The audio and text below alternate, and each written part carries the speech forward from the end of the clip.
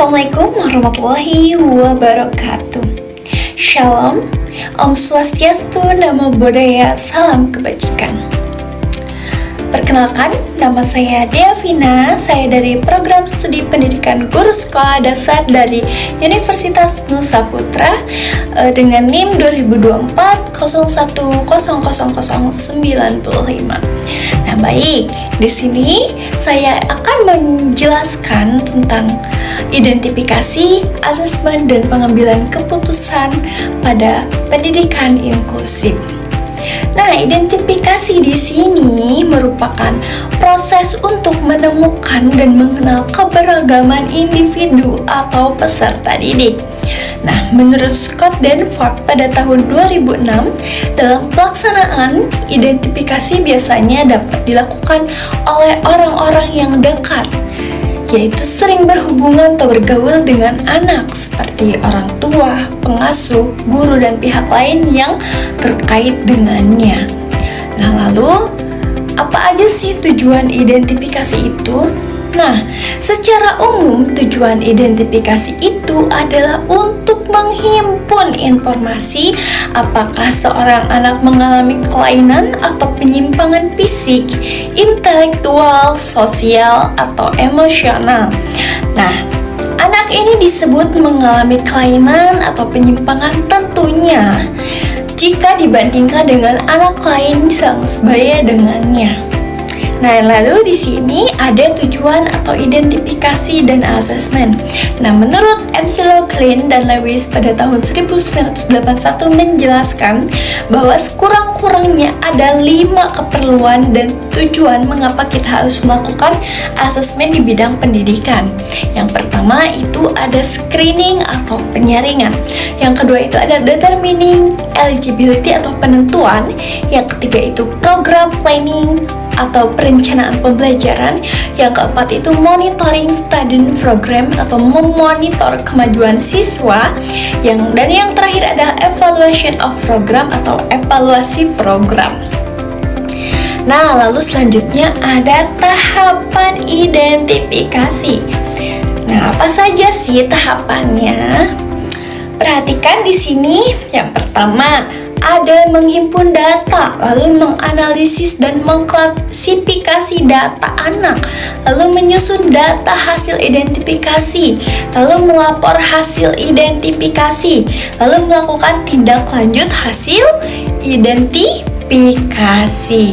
Nah, adapun aspek pertanyaan penting yang harus diungkap di sini yaitu kemampuan dan keterampilan apa yang sudah dimilikinya, lalu hambatan dan kesulitan apa yang dialaminya, lalu mengapa hambatan dan kesulitan itu dialami, dan kebutuhan apa yang seharusnya dipenuhi.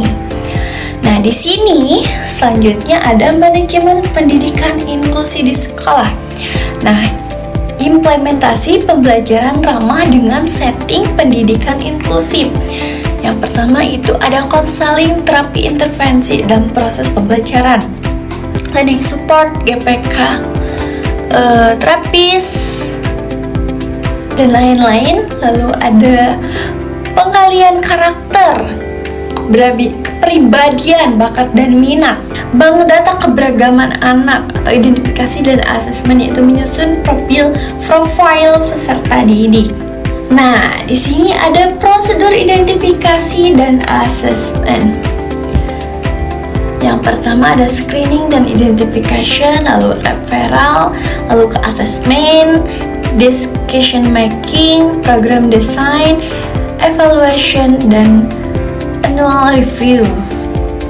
Nah, setelah itu apa sih yang perlu kita lakukan? Nah, tentunya kita itu harus menindaklanjut kegiatan dari identifikasi dan asesmen, yaitu perencanaan pembelajaran, pelaksanaan pembelajaran atau pemantauan kemajuan belajar, dan evaluasi. Nah, di sini pengertian asesmen terlebih dahulu. Nah, apa sih asesmen di sini?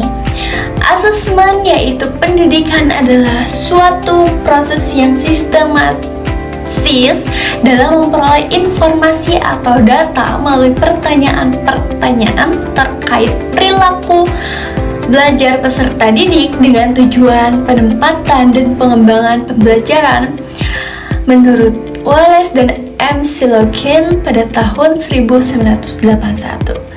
Nah, yaitu asesmen, proses pengumpulan informasi sistematis tentang individu untuk mengetahui kemampuan, kelemahan, dan kebutuhan belajarnya. Tujuannya apa sih asesmen itu? Yang pertama, untuk mengetahui pertumbuhan dan perkembangan anak. Lalu sangat penting untuk mengidentifikasi anak, apakah anak tersebut itu memerlukan bantuan yang lebih. Nah, asesmen perlu untuk sekolah. Melalui asesmen akan diketahui kemampuan apa yang dimiliki siswa. Nah, lalu untuk melakukan penyaringan terhadap anak-anak yang telah teridentifikasi sebagai ABK. Lalu asesmen itu sangat perlu untuk melakukan penyaringan dan melihat peserta didik berdasarkan disabilitas yang dimiliki. Lalu asesmen perlu dilakukan karena asesmen bertujuan untuk mengetahui kemampuan dan hambatan yang dimiliki peserta didik. Nah, untuk mengetahui kemampuan, kelemahan, dan kebutuhan belajarnya. Nah, lalu perlu diadakan asesmen untuk mengetahui tumbuh kembangnya anak atau tingkat kecerdasan anak ABK. Nah, dengan asesmen kita itu dapat mengetahui kelemahan dan kekuatan anak agar guru dapat mengambil tindakan yang tepat dalam menghadapi anak tersebut. Nah, melibatkan tenaga ahli terkait seperti dokter, psikolog, pedagogi, atau pedagog. Nah, lalu sangat penting juga untuk mengetahui keadaan anak, latar belakang anak, dan taraf kecerdasan anak. Nah, maksudnya apakah si anak tersebut termasuk dalam anak yang ABK atau tidak. Nah, dengan melakukan asesmen ini berarti melakukan suatu proses pengumpulan informasi tentang seorang anak yang dapat digunakan untuk memberikan pertimbangan untuk mengambil keputusan dengan keadaan anak yang bersangkutan untuk mengetahui keadaannya.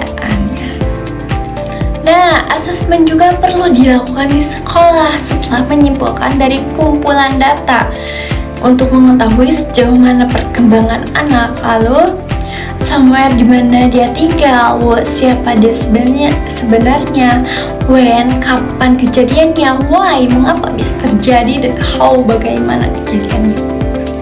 Nah, sangat penting untuk mengetahui keadaan anak, latar belakang anak, dan taraf kecerdasan anak. Itu maksudnya apakah anak tersebut termasuk dalam anak yang ABK. Lalu untuk mengetahui kondisi siswa awal dan perkembangannya siswa agar siswa dapat teridentifikasi perkembangannya sebagai ABK. Nah, lalu di sini ada tahap asesmen. Yang pertama itu individu yang diduga memiliki hambatannya. Lalu analisis ulang hambatan yang ditemukan. Lalu kita lakukan tes. Lalu mengapa dan bagaimana kesalahan itu bisa terjadi? Varian strategi yang digunakan siswa yaitu intervensi atau program. Lalu ke profil hambatan yang dihadapi, varian teror seperti apa, dan kita bikinkan laporan. Nah, di sini ada dukungan profesional yang melakukan asesmen. Nah, yang pertama itu ada guru pendidikan khusus, lalu ada guru kelas atau mata pelajaran, lalu guru bimbingan dan konseling, lalu guru bimbingan khusus, tenaga ahli lainnya seperti dokter, psikolog, terapis, dan sebagainya, lalu sesuai dengan kebutuhan dan kewenangan peran fungsi pusat sumber sebagai mitranya. Terima kasih. Wabillahi taufiq wal hidayah. Wassalamualaikum warahmatullahi wabarakatuh.